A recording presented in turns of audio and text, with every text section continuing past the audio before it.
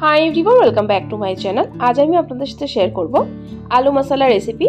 আর আজকের এই আলু মশলা রেসিপিটি আমি দই দিয়ে তৈরি করব। এইভাবে বানালে খেতে কিন্তু দুর্দান্ত হয়। রুটি লুচি পরোটা সবকিছুর সাথে সার্ভ করতে পারবেন এই রেসিপিটি। বাচ্চাদের লাঞ্চ বক্সে এভাবে রুটির সাথে বানিয়ে দিতে পারেন। তো বন্ধুরা কিভাবে তৈরি করা হয় আজকের এই আলু মশলা দই দিয়ে, তো চলুন দেখে নেওয়া যাক আজকের এই ভিডিওটিতে। আজকের এই আলু রেসিপিটি তৈরি করার জন্য 3টে বড় সাইজের আলু এভাবে একটু বড় টুকরো করে কেটে খোসা ছাড়িয়ে নুন দিয়ে সামান্য সেদ্ধ করে নিয়েছি। আলুগুলো সেদ্ধ করে নিলে রেসিপিটি খুব তাড়াতাড়ি তৈরি হয়ে যায়। যদি আপনারা চান এমনি আলু ইউজ করতে পারেন এই রান্নাতে। তো চলুন বন্ধুরা এখন রান্নাটা শুরু করা যাক। তার জন্য গ্যাসের ফ্লেম চালিয়ে একটা প্যান বসিয়ে দিয়েছি। এর মধ্যে দিয়ে দিলাম পরিমাণ মতো তেল। আমি এখানে সাদা তেল দিয়ে রান্নাটা করছি, আপনারা চাইলে সরষের তেল দিয়েও রান্নাটা করতে পারেন। তেলটা ভালো করে গরম করে নেব।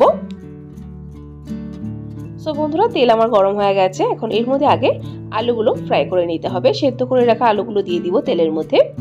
তারপর এর মধ্যে সামান্য পরিমাণ নুন, হলুদ গুঁড়ো আর দিয়ে দিব হাফ টিস্পুন পরিমাণ লাল লঙ্কা গুঁড়ো। আলুগুলো ভাজার সময় লাল লঙ্কা গুঁড়োটা দিলে সুন্দর একটা কালার আসে, তাই দিয়েছি। এখন আলুগুলো ভেজে নেব।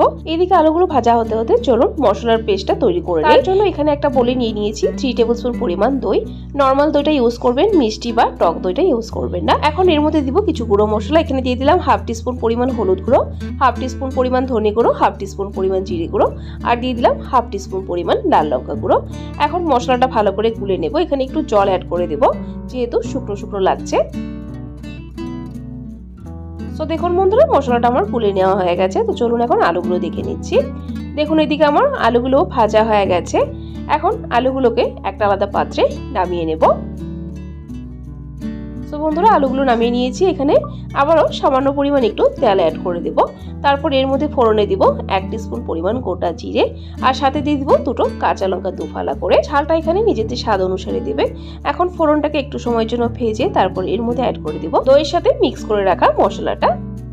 গ্যাসের ফ্লেমটা লোতে রেখে তারপর এই মশলাটা দেবে, নইলে দইটা কেটে যাওয়ার চান্স থাকে। মশলাটাকে দিয়ে ভালো করে নেড়ে চেড়ে মিক্স করে নেব আর ভালো করে কষিয়ে নেব মশলাটা।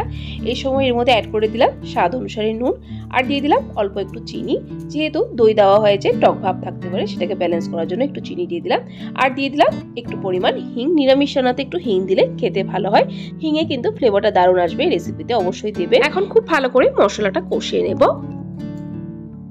সো দেখুন বন্ধুরা মশলাটা আমার খুব ভালো করে কষানো হয়ে গেছে। মশলা থেকে তেল আলাদা হয়ে বেরিয়ে এসে গেছে। এখন এর মধ্যে ভেজে রাখা আলুগুলো অ্যাড করে দেব।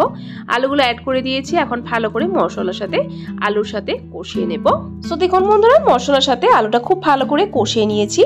আপনারা চাইলে এর মধ্যে একটু জল অ্যাড করতে পারেন যদি গ্রেভি রাখতে চান। আমি এরকম শুকনো শুকনোই রাখবো। সো বন্ধুরা রেসিপিটি আমার প্রায় তৈরি হয়ে গেছে। এখন লাস্ট এর মধ্যে দিয়ে দিলাম অল্প একটু কাসুরি মেথি। যদি কাসুরি মেথি না থাকে তাহলে সেক্ষেত্রে ধনেপাতা কুচানোও দিয়ে দিতে পারেন। সো বন্ধুরা রেসিপিটা আমার তৈরি হয়ে গেছে। এখন গ্যাসের ফ্লেম বন্ধ করে দেব, তারপর আলাদা পাত্রে সার্ভ করে নেব। সো দেখুন বন্ধুরা সার্ভ করে নিয়েছি। দেখতে কতটা ইয়ামি লাগছে, খেতে কিন্তু দুর্দান্ত হয়েছে। অবশ্যই একবার এইভাবে দই দিয়ে আলু মশলা ট্রাই করবেন। আশা করছি আপনাদের পরিবারের সকলের খুবই পছন্দ হবে রেসিপিটি। সো বন্ধুরা আমার আজকের এই রেসিপিটি কেমন লাগলো অবশ্যই ট্রাই করে কমেন্ট বক্সে জানাবেন। যদি ভালো লেগে থাকে তাহলে কিন্তু একটা লাইক অবশ্যই দিয়ে দিবেন। আরও এরকম নিত্য নতুন নিরামিষ রেসিপির আপডেট পাওয়ার জন্য আমার চ্যানেলটাকে সাবস্ক্রাইব করে দিবেন।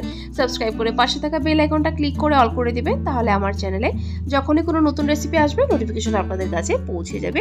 ভিডিওটি সম্পূর্ণ দেখার জন্য অসংখ্য ধন্যবাদ।